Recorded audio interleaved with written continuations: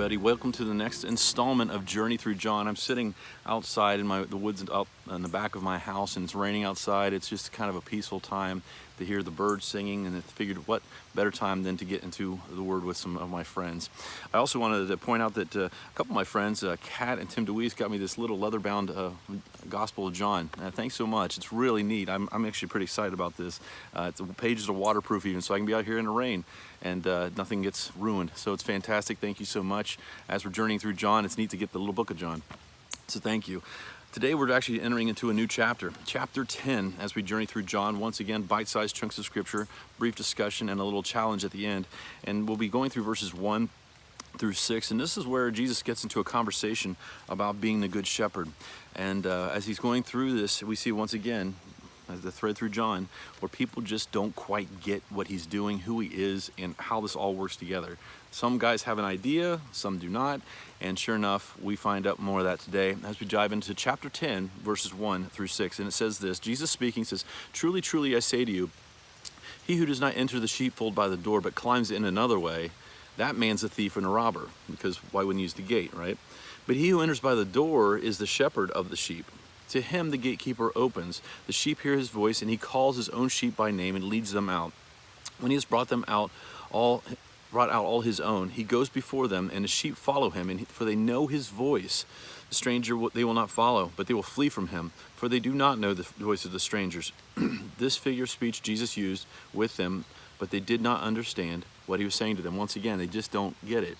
So a couple things I want to point out, because we can look back a little bit with hindsight being 2020, and we are about 2,000 years down the road. But we see this idea that there is a way that people will try to creep in and try to steal away your attention, steal away your focus, and things of that nature. The thief, the devil's a thief. He's come to kill, steal, and destroy. And we know that he's always out there. He's prowling around like a roaring lion, seeking whom he can devour, is the one ways the one translation words it. So we know we have an enemy, and he's trying to cause there to be all sorts of things to cause disarray and chaos in our life. We know that. And just like I mentioned yesterday, sometimes we say, yeah, I know that. But do we know that when we're in the midst of something and we feel frustrated and we're like, why is this happening? Remember, sometimes there's an enemy causing the problem. So we see this happening. The sheep hear the voice of the shepherd, and they respond to him. He goes and he leads them to places. He guides them. He directs them to where they need to go, and he takes care of them. And they know this, so they do follow him. But they're not going to follow a thief. Those are the ones that truly know their master. They know his voice, and the stranger they won't follow. When Jesus said all this, and people were like, so what do you mean? What Jesus is trying to say is, I'm the shepherd.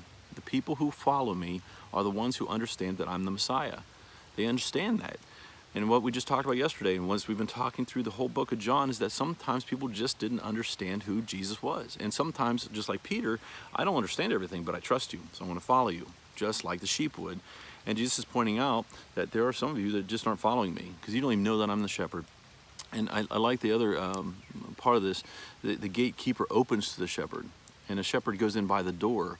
The idea with that door is the fact that he's going in the proper way. He's going in the way that's designed for it. The gatekeeper, the person that might maybe be there guarding it, knows that's the right way, and he opens the door for the shepherd to go in. Jesus ticked off all the boxes, if you will, or checked off all the boxes through fulfilling prophecies, that he went in the right way. He came in as the true Messiah. So many other people are coming and trying to steal authority away from that. But the reality is only Jesus has that authority. So what does all this mean? There's a lot going on there, Adam. And I hope I explained it somewhat clear in that way. But what does this mean to us today? Well, I think it's easy for us to understand that there are a tremendous amount of voices in our life today. There's a lot of things trying to speak into our life. And some of them are good. Some of them are necessary.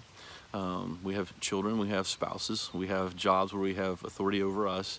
Some of these things are necessary. We also have food we have to put on the table, all these other things we have to be responsible for, a house over our head, etc., etc. But Jesus is the priority. That's the voice we listen to above all voices. That's the authority above all authorities in our life. And I know it's a challenge to try to differentiate the two. Where I know I need to take care of my responsibilities, but I know I need to listen to Jesus, and where is that? And I think that would be our challenge for the day. Maybe today we just take time to pray and say, Jesus, what is it that you want me to do? And I want your voice to be the priority in my life, but maybe I have a little bit of tough time balancing that. because I have other responsibilities, Jesus, so can you teach me how to keep you in the forefront of my heart and have my ear attuned to you, my spirit attuned to your spirit, to know what it is you're leading me to do, because I really want you above all things. And maybe that's our prayer. It certainly is a challenge for everybody, because we all are going to struggle with this. I hope that challenges you. But I want you to leave encouraged as well, knowing that you do have the capacity as a believer to hear the voice of our Master. So I hope that does encourage you. I look forward to seeing you again tomorrow as we continue to journey through John.